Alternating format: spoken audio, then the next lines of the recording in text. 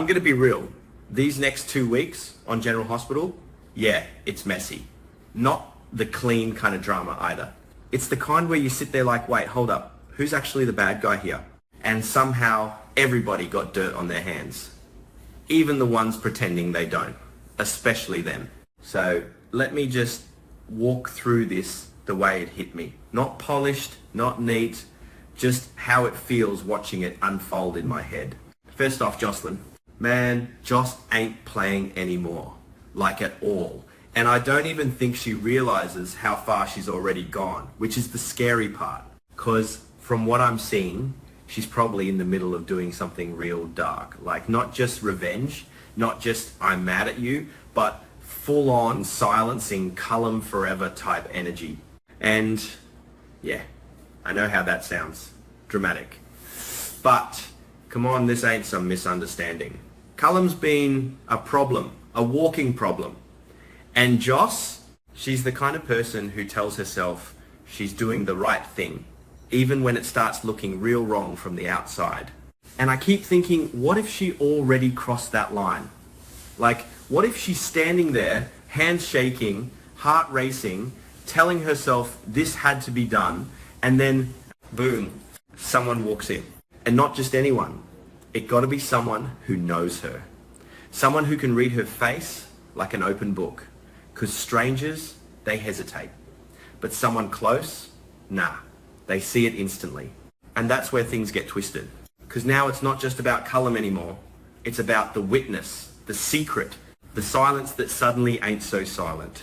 Would that person turn her in? I mean, depends. This is Port Charles. People don't just go to the cops like it's a normal Tuesday. They weigh it, they sit on it, they use it.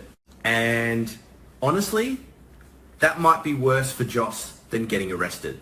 Then there's Britt and Lucas. This one kind of hit me sideways. Britt knows, she knows Cullum was behind the attack on Marco, and instead of keeping that to herself, nope, she goes straight to Lucas. And Lucas, man, I feel bad for him, but also like this is the moment where he breaks a little, because here's the thing, he's been fighting to save Cullum's life, doing everything by the book, staying up, pushing himself, believing that every patient deserves a chance. And then he finds out, this guy he's trying to save, he's the reason Marco got hurt. That messes with your head like bad. I can almost hear Lucas thinking, so I'm out here killing myself to save someone who destroys lives? Yeah, that don't sit right. And this is where it gets dangerous. Because Lucas ain't a killer, not by nature.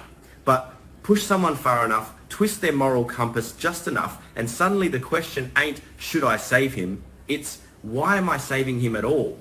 And the hospital, that becomes a battlefield in its own quiet way.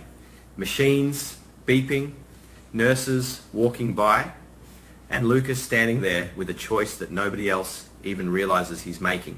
Like, does he let Cullum slip? Or worse, does he actively make sure Cullum doesn't make it out? And I hate that I can see him going there. I really do. But it feels possible. Too possible. Now Sidwell.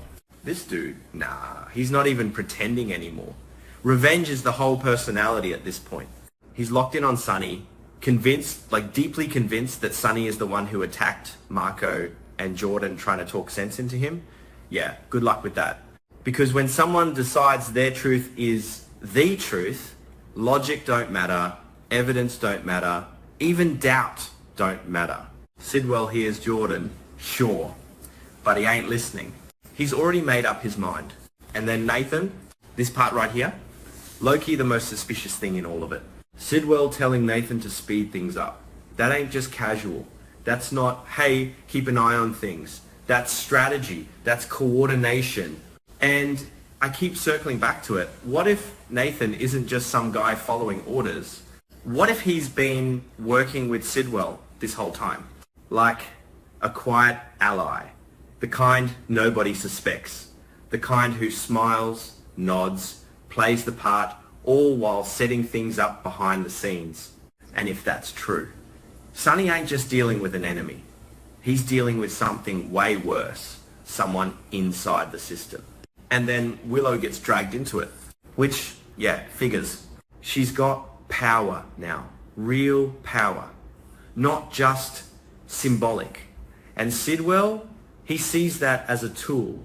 Because why go after Sonny directly when you can use someone with authority to do it clean, legally, publicly? No blood on your hands. And Willow, I don't think she even realizes how deep she's getting pulled into this. Or maybe she does, and she's telling herself it's justified. That's the thing about power. It don't feel dangerous when you first get it. It feels like control, like finally being able to fix things. Until you start becoming the thing you were trying to stop. And Sonny, he ain't blind. He can feel it coming. That pressure, that shift. He knows Sidwell's moving against him. He just don't know from where exactly.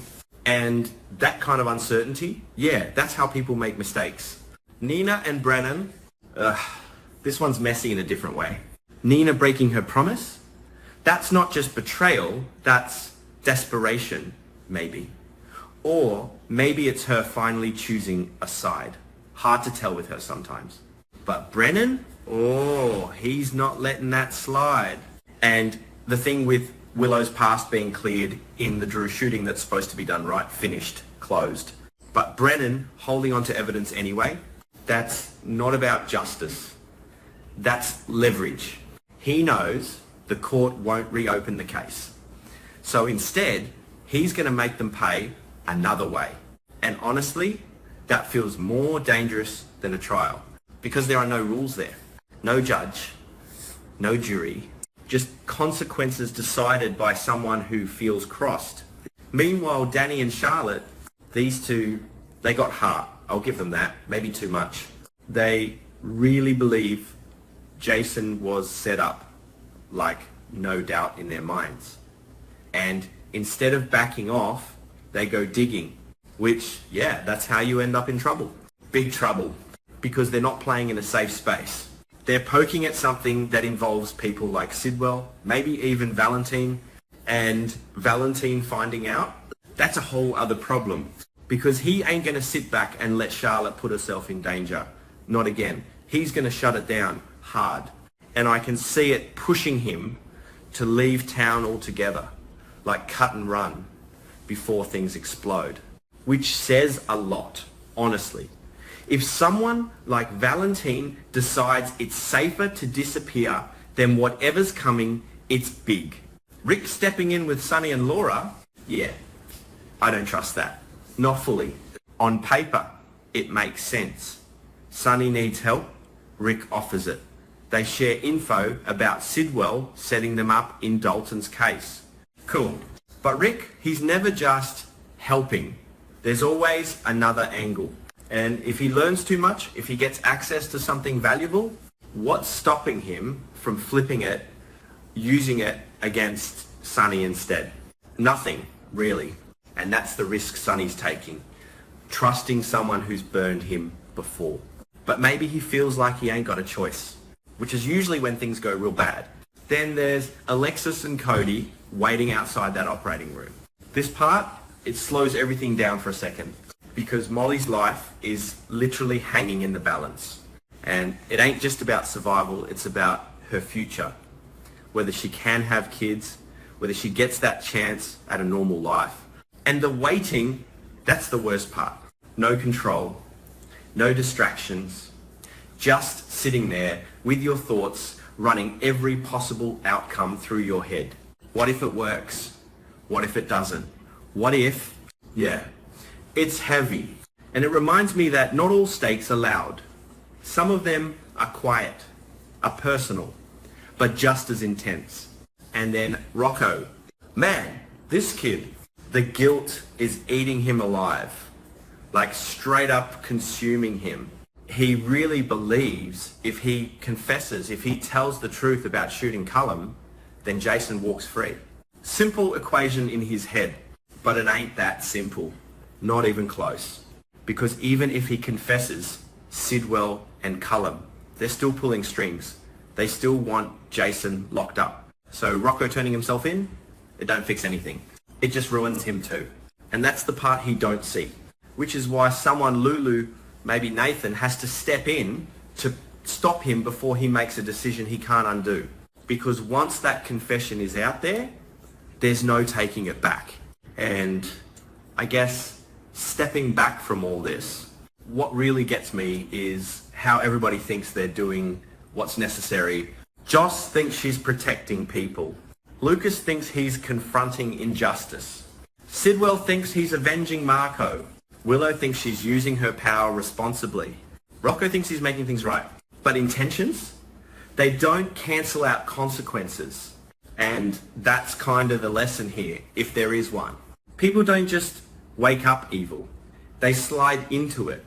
One choice at a time, one justification at a time, and by the time they realize how far they've gone, it's already too late. Or maybe they never realize it at all.